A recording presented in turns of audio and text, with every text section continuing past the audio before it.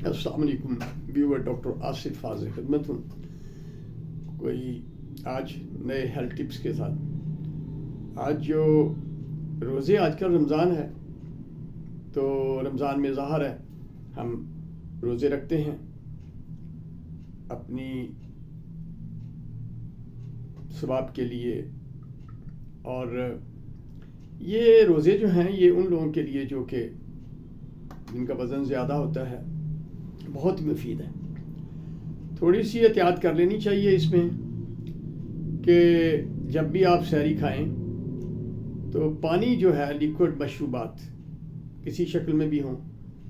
تو سحری سے پہلے 2 گلاس پانی پی لیں، اور اس کے بعد بھلے جس کا بھی کوئی کھانے کا جو بھی گھر کا روٹین ہے کھانے کا، اس کا سحری کر لیں۔ تو افطاری اس طرح 12-14 گھنٹے کا یہ فاسٹ ہے، تو اس میں وہ حضرات جن کو گردے کا پرابلم ہے اور وہ سٹیج نہیں آئی ہے کہ وہ گردے جو ہیں وہ پانی نہ نکالیں اور گردے صحیح ہیں، تو ان کو تو میرا خیال ہے کہ پانی کی مقدار زیادہ کر دینی چاہیے، یعنی کہ پانی جیسے مشروبات، اس میں کوئی بھی شامل ہے، دودھ بھی شامل ہے، لسی بھی شامل ہے، جو بھی شربت شامل ہے، وہ کم از کم ڈیلی 8 سے 10 گلاس، یعنی اس کے 2 سے 2.5 لیٹر پانی جو ہے بہت ضروری ہے، وہ لینا چاہیے۔ اس کا فائدہ کیا ہوگا کہ ایک تو فاسٹنگ وہ تو اپنی جگہ پہ، لیکن اگر آپ لیکوڈ انٹیک زیادہ لیں گے تو ایک تو آپ کو پیاس بھی نہیں لگے گی، دوسرا گردے جو ہیں جو بدن میں فاسد مادے ایز اے میٹابولک پروسیسز جو بنتے ہیں گردے نے نکالنے ہوتے ہیں، اور جو ہم کھانا کھاتے ہیں اس میں سے جو چیز کام کی ہوتی ہے، پروٹین ہیں، فیٹس ہیں، اور نشاستہ ہے، کاربوہائیڈریٹس ہیں، وائٹامنس ہیں، منرلز ہیں، یہ سب جتنے چاہیے وہ جذب ہو جاتے ہیں، اور باقی جو چیز ہے وہ ہمارے اسٹول کے ذریعے نکل جاتی ہے۔ لیکن گردے جو ہیں وہ باڈی کے اندر جو میٹابولک پروسیسز چل رہے ہوتے ہیں، جو اس میں سے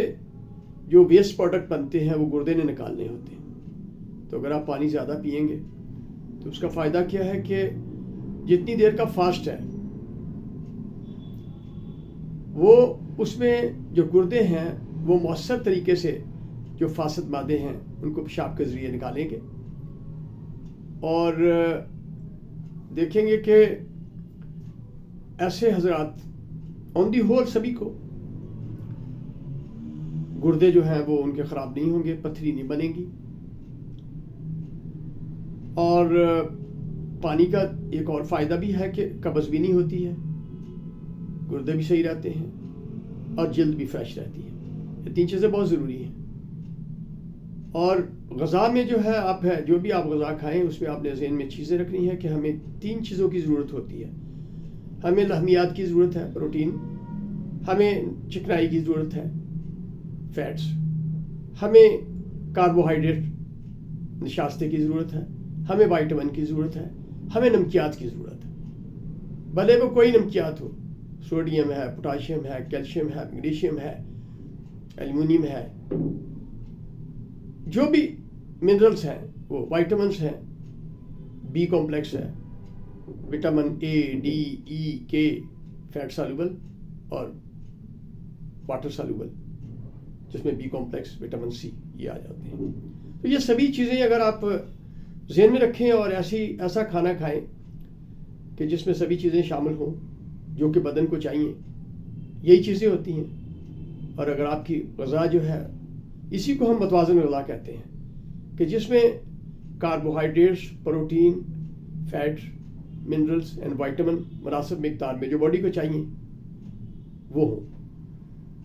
تو کوشش کیا کریں کہ آپ کے ایک تو لیکوڈ آپ نے فاسٹنگ میں زیادہ لینا ہے،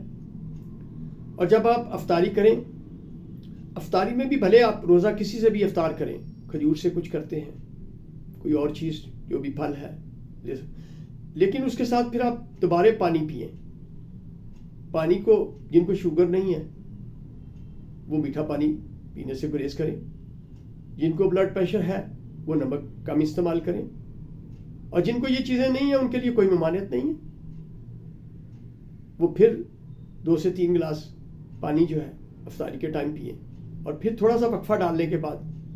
فرض کرو کسی نے نماز پڑھنی ہے نماز پڑھ لے، اس کے بعد پھر اگر آپ نے کھانا کھانا تو کھائیں۔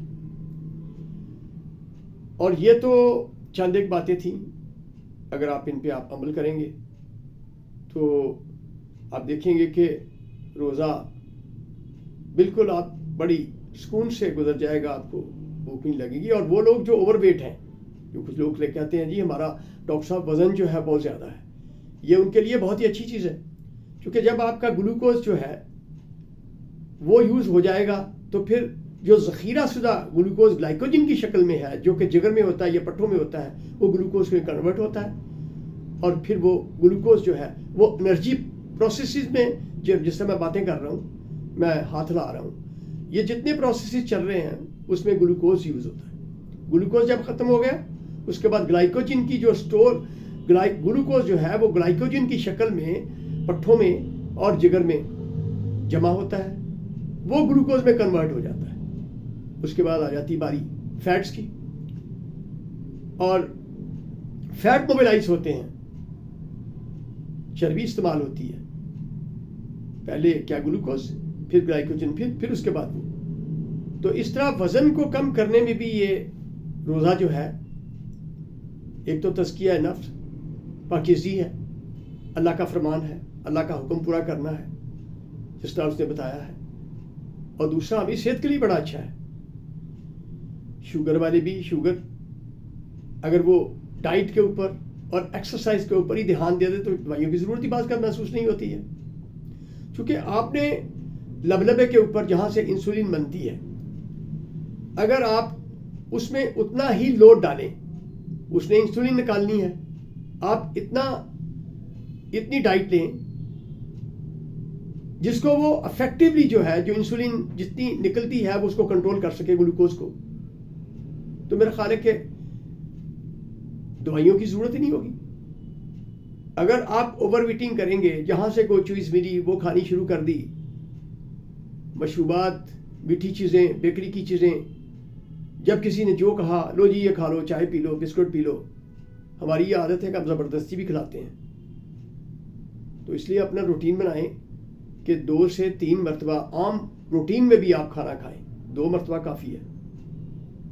وہ میری دانش کے مطابق رسول صلی اللہ علیہ وسلم بھی 2 وقت کا ہی کھانا کھاتے تھے، صبح ناشتہ کیا، اس کے بعد شام کو۔ تو یہ چند ایک باتیں تھیں جو میں نے بتانی تھی، اگر آپ ان پہ عمل کریں گے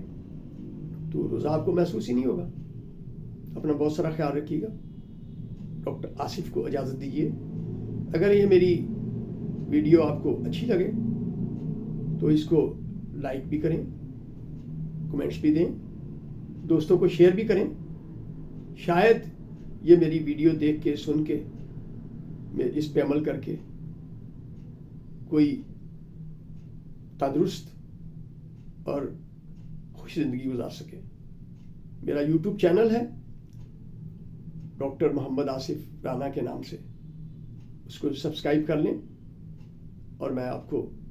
ہیلتھ ٹپس بتاتا رہوں گا۔ اس سے کیا کہ تھوڑا سا آپ کو بچوں کے متعلق بھی ہیں، بڑوں کے بھی ہیں، کہ آپ کو بعض کا ڈاکٹر کے پاس آپ کا دل نہیں کرتا جانے کو، آپ کی جیب اجازت نہیں دیتی ہے، تو آپ ان پہ عمل کر کے بیماری خود بخود ہی کنٹرول کر سکتے ہیں۔ ڈاکٹر آصف کو اجازت دیجیے، والسلام۔